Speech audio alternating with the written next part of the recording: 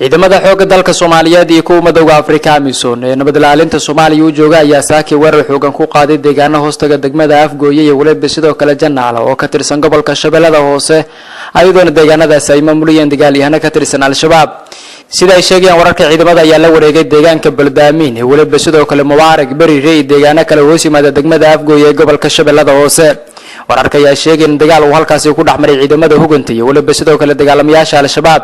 ciidamada hoganta Al-Shabaab ayaa la soo sheegay in dagaal xoog leh ku dhaxmaray deegaanadaasi oo qasaare kala gedisan ka soo gaaray doona dagaalka xoogiisa uu ka dhacay intuu dhaxaysa degmooyinka Afgooye iyo waliba sidoo kale Janaale ee gobolka Shabeellada Hoose xaaladda deegaanka Janaale iyo deegaanada ku dhaw ayaa kacsanay doona ay dadkii halkaas deganayeen iskaga barakaceen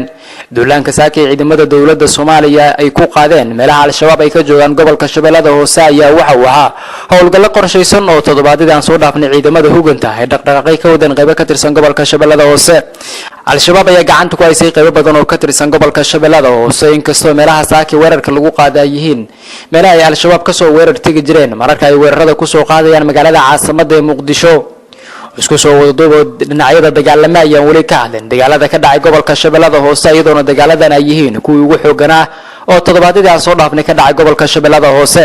saraakiisha ciidamada dawladda federaalka Soomaaliya ee hogaaminaysa dagaalka waxay sheegeen in wali ay jiraan dagaalo goosgoos oo ka soconaya qayb ka tirsan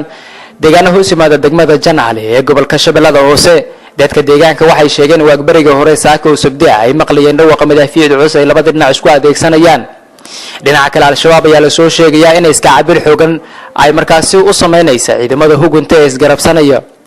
xaaladda deegaanada lagu dagaalamay ayaa marna la qiimeey karin waxaana mar walba isbedeli kara xaaladda iminka sida ay ku socoto maadaama dagaalo goosgoos ah wali ay soconayaan Cabdishakuur Maxamed Xasan telefishinka caalamiga SABC TV Hiiraan Beledweyne